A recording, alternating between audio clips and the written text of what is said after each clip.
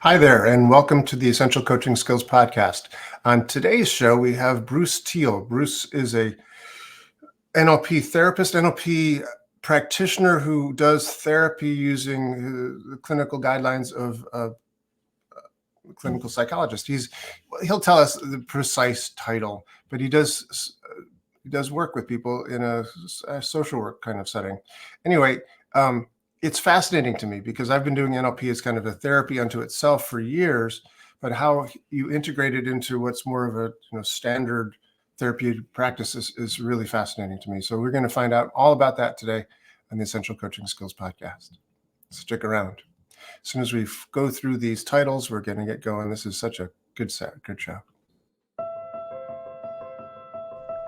You are listening to the Essential Coaching Skills Podcast, a show devoted to uncovering the systems and the secrets that set the best apart, where you learn how to take your coaching clients to the next level, while you grow the coaching practice of your dreams. So sit back and relax, or sit up and get excited. Either way, you might want to pay attention. This could be important.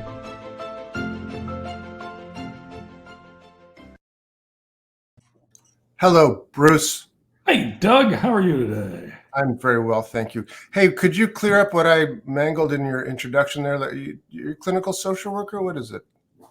I'm a licensed clinical social worker, which means I have my master's in social work, and I've been trained in psychotherapy. Master's in social work and you've been trained in psychotherapy. Right. So to get the license part, you have to, in New York, every state's a little different, but in New York State, and they just changed this recently, but basically you get your master's and you have to pass 2 tests, pencil and paper tests, and have 3 years of supervised practice. So. Oh, wow. Okay, cool. So what's fascinating to me about what you and I have shared together, we both were part of the research and recognition program where we did NLP as, a therapeutic approach for trauma.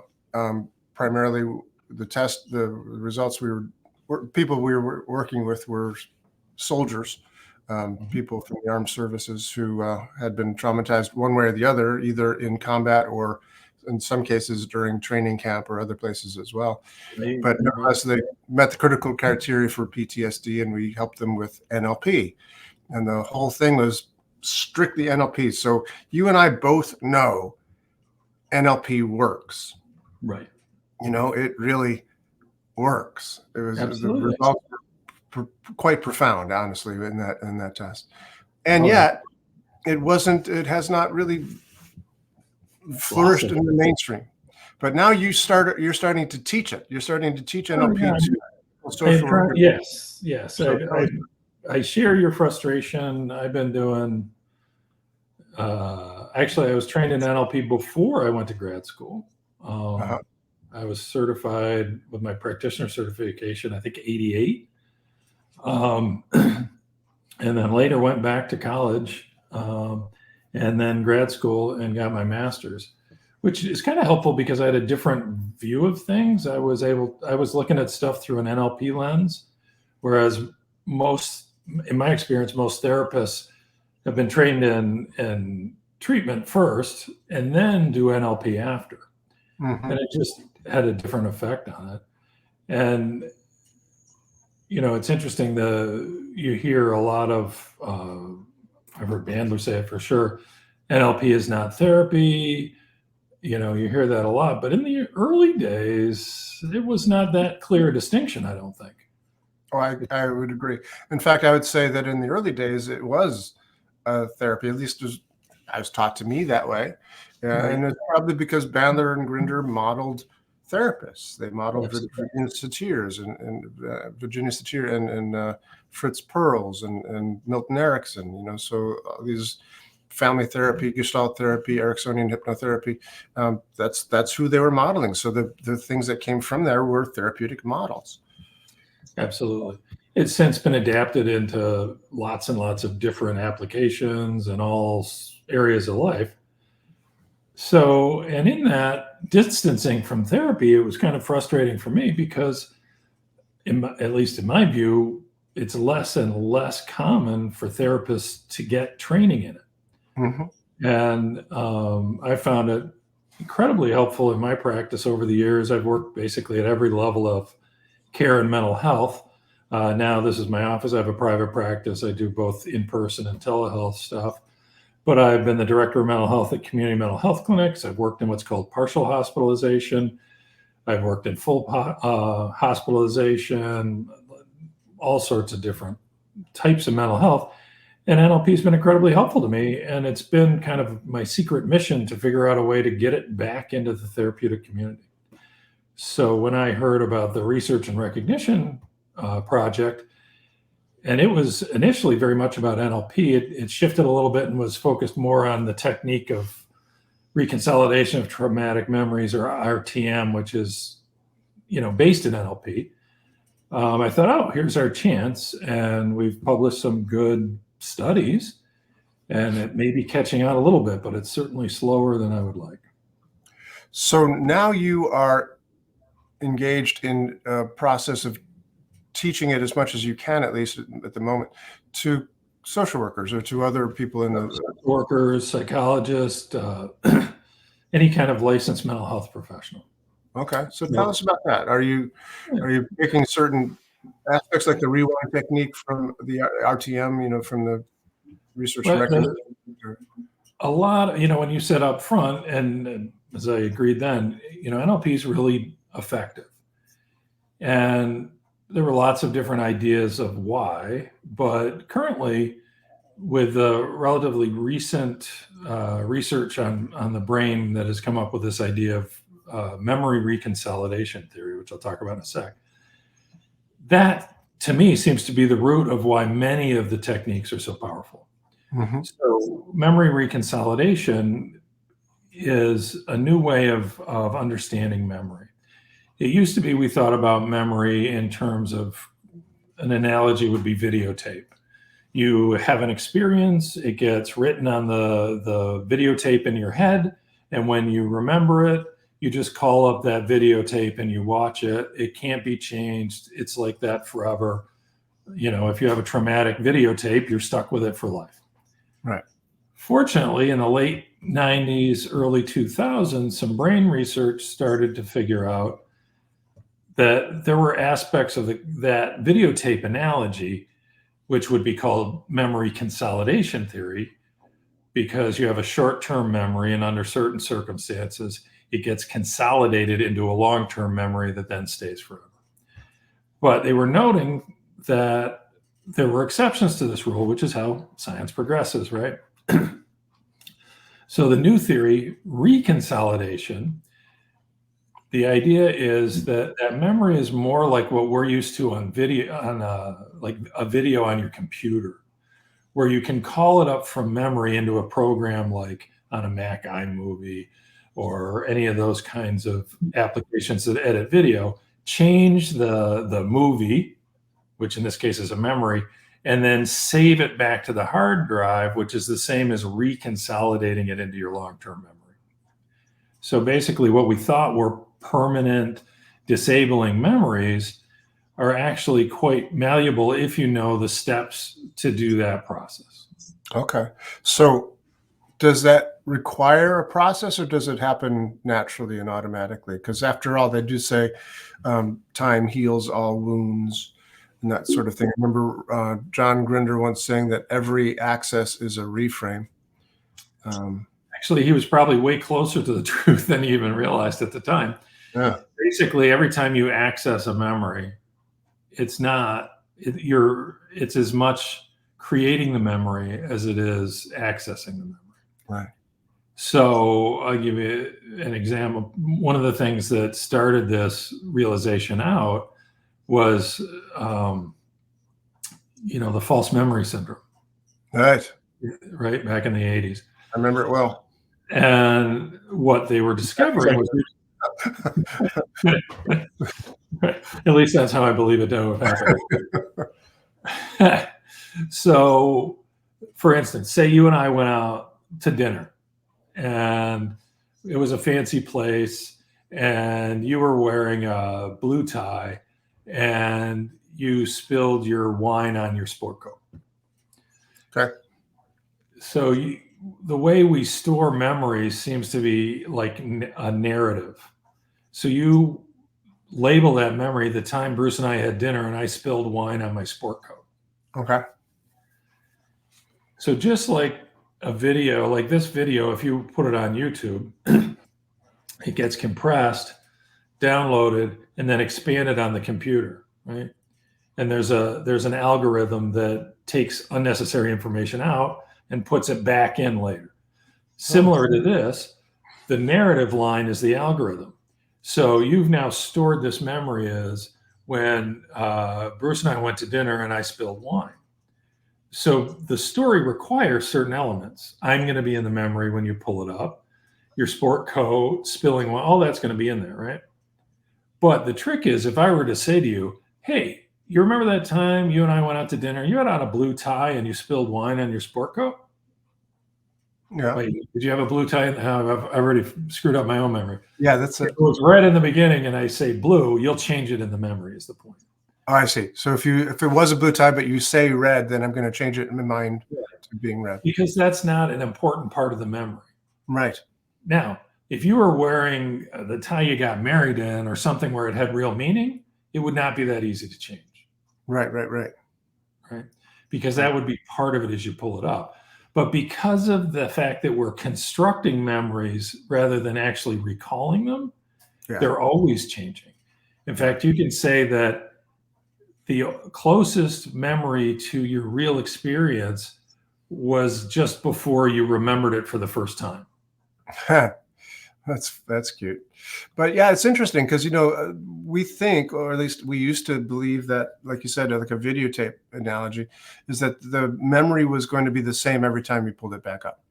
And it was like stored in a particular cell, and that cell in your brain had that memory in it. And if scientists, you'd go in with a little probe and activate that cell, then you'd get that memory flash up. But in fact, the audio is kept in the audio part of our brain. The visuals are kept in the video part of our brain, the optical part of our brain. And so when we remember something, it's these different parts are then literally remembered. This member and this member, they come all back together again. A good way to say it. Yeah. So, I mean, it's literally remembering the parts that go together to create this whole, and we change it every time. Like you said, it was a blue tie, but now it's a red tie because you said so. And oh, yes, I remember it. Yeah, it was my red tie. Yeah. And it's kind of nuts. And the not a complete exception to that, but a partial exception is really intense memories like trauma get saved closer to whole cloth. They still have that quality, but frequently because there was this intensity to them, when you trigger the memory, it brings it back fully. That's what a flashback is, right? Right. So because of this reconsolidation piece,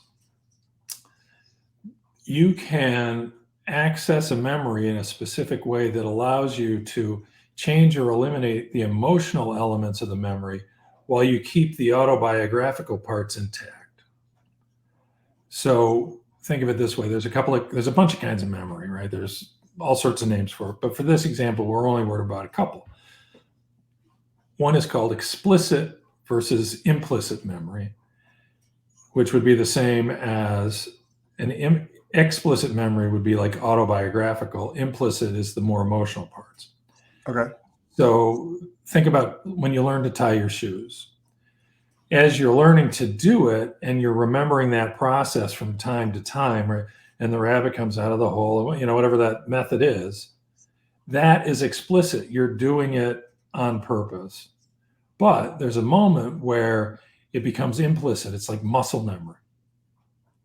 And that is the part that's the emotional memory. So you don't have to tell the story anymore.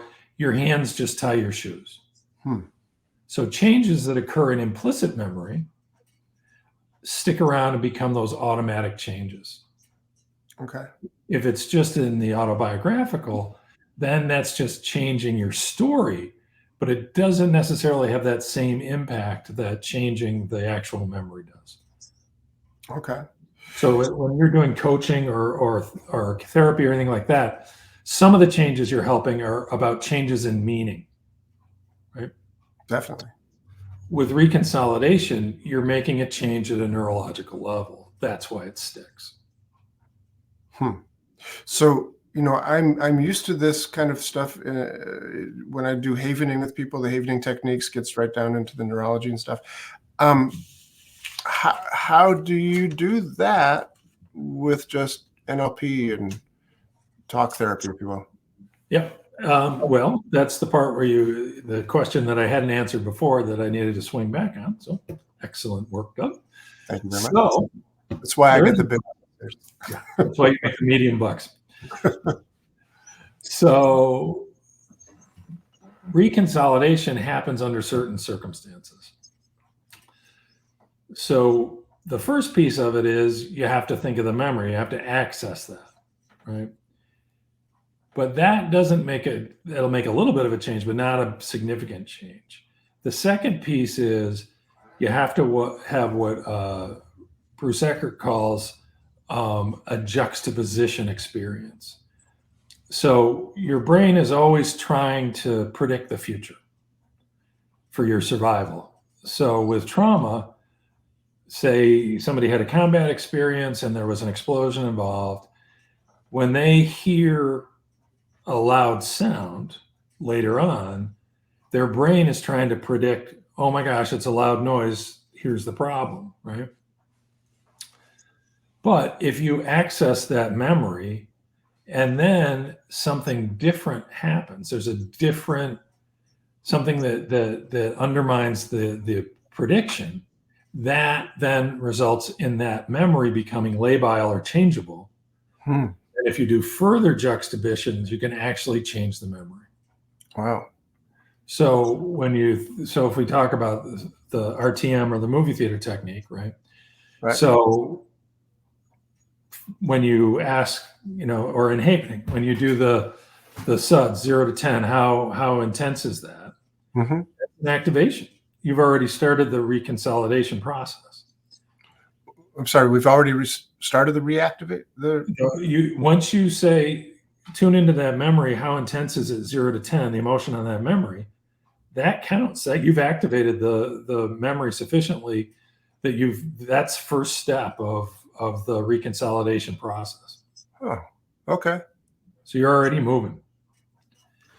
Interesting. So once Great. you do that, then in the movie theater process, you use dissociation for the first juxtaposition. Right. So, or a double dissociation in this case, so for those who aren't familiar, the patient imagines they're sitting in a movie theater, the trauma becomes a movie down in front of them, and they also imagine floating up to the projection booth. So there's a separation.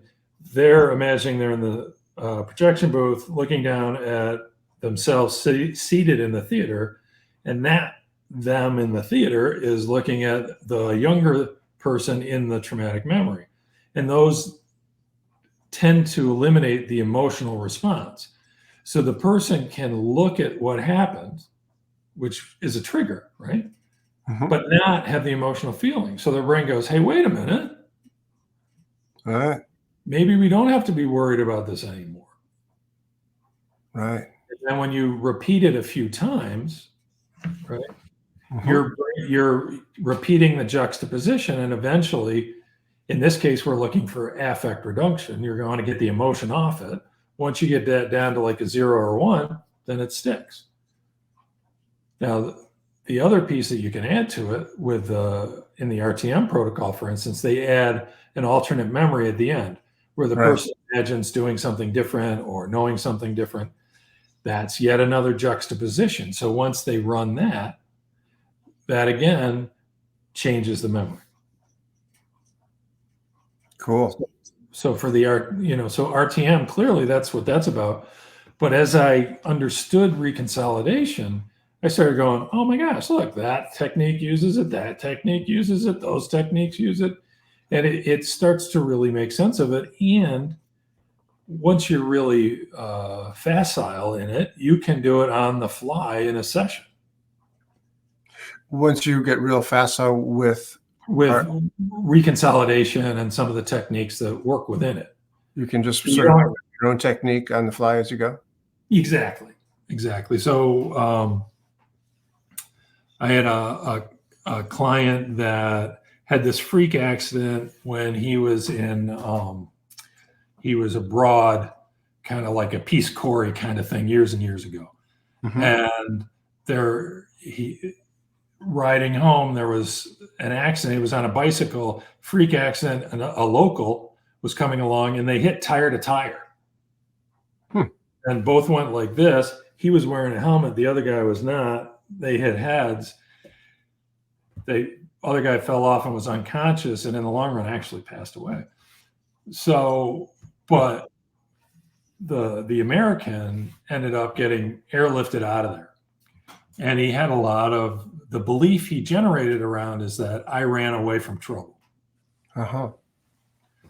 So it just so happened that there was a similar experience where there was a car accident and he went to aid the people in the accident, and he posted it on Facebook, and his old Boy Scout leader, right, posted a comment on his post saying, "Scouts to the rescue," right?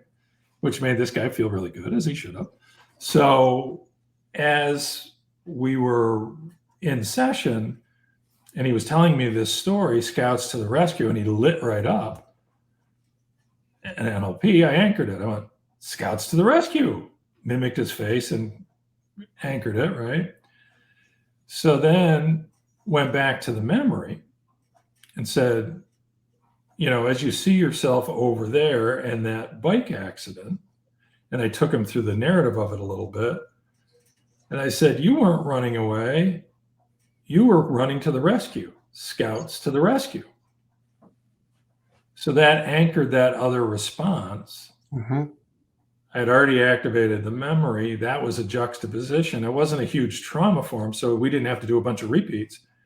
Just that shifted his understanding of it, and it didn't bother him anymore. Oh, I see what you're saying. So that was a reconsolidation, right, without all the trappings of the movie theater technique. Gotcha. So now, Bruce, I know that you are teaching NLP now to clinical social workers and other therapists in the sort of, Yep.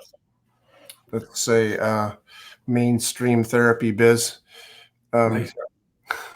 Are you sticking to reconsolidation stuff, or are you teaching more of a broad? Teaching more. Part of it is teaching a lot of the basic NLP skills, because you need those to do the rest of the work. Okay.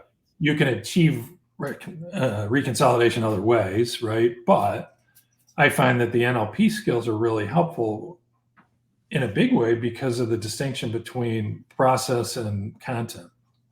Okay.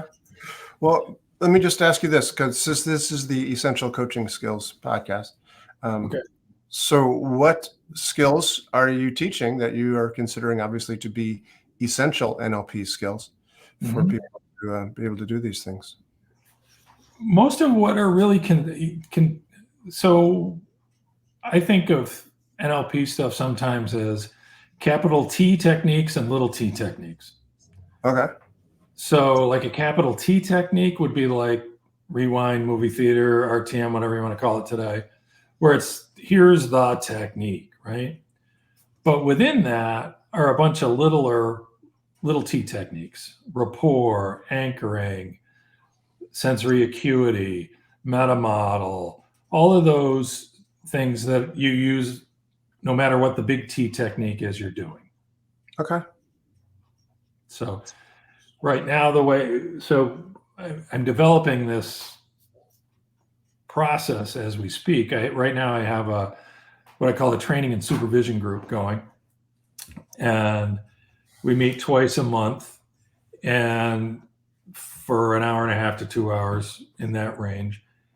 And during that time, part of the session, people will bring in the cases they're already working on. So there's a supervision part where we're looking at NLP within the context of their actual ongoing work. Then I'll usually share one or two new techniques or new material. And then at the end, we talk about how to bring that into your practice. So what I'm shooting for is, instead of, you go away, you do you learn something, you come back and you forget it. Mm-hmm.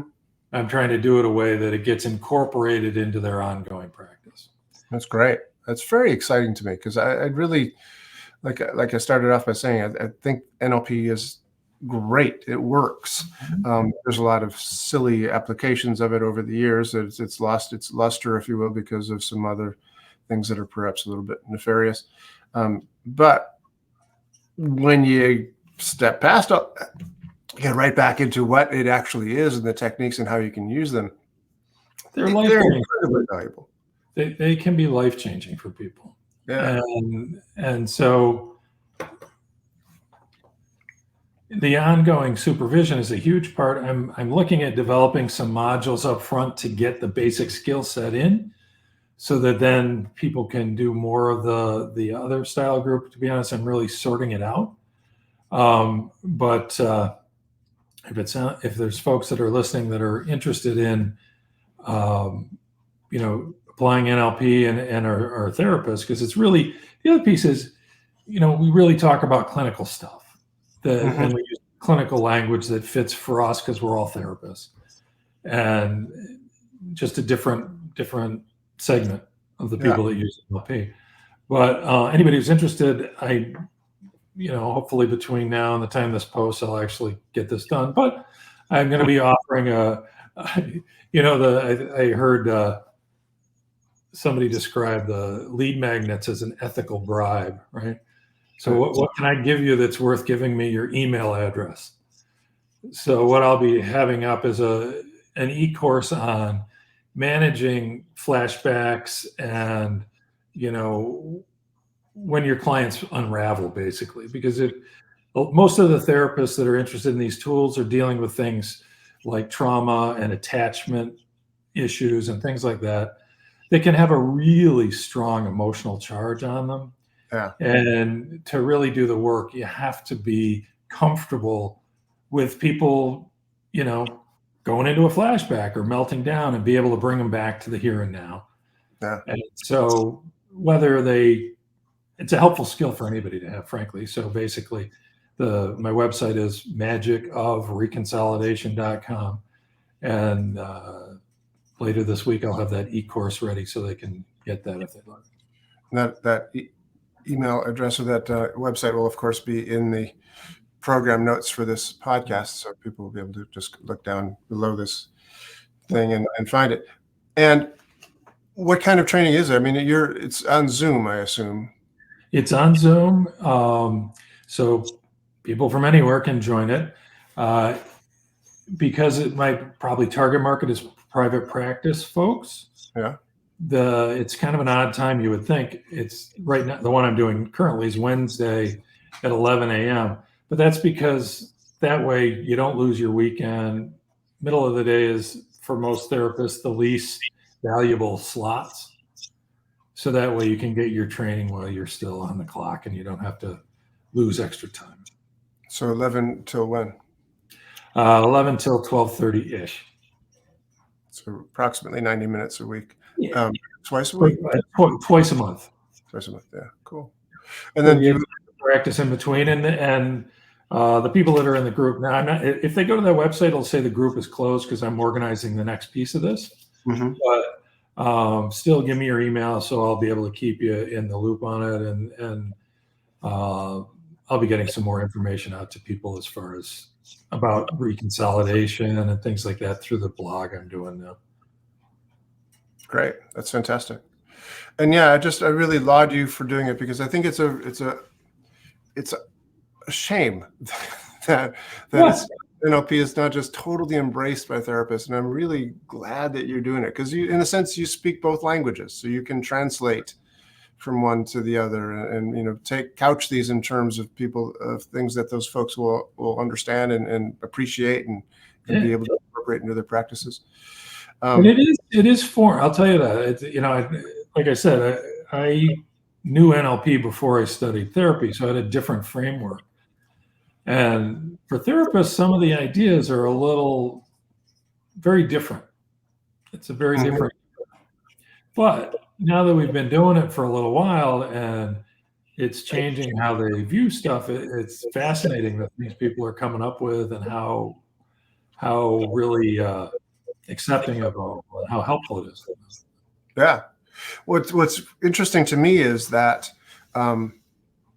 it seems like, at least from the outside, that the standard therapeutic model, I'm giving it a name for my own purposes, but I'm talking about you. You kind of standard therapeutic model is more of a long-term therapy where you see somebody every Tuesday at 2:00 kind of thing. That's your regular standing appointment. You see, okay, see you next Tuesday, and it's a talk form of therapy. Whereas, NLP, hypnosis, whatever, tend to be more like they come in for a particular problem. They've got a phobia of this, or they had a PTSD problem and they want to be able to sleep at night without flashbacks. So they have a particular sort of acute issue, and you fix it. Whether it's one session or 4 sessions or whatever, it's a very outcome oriented sort of approach to therapy.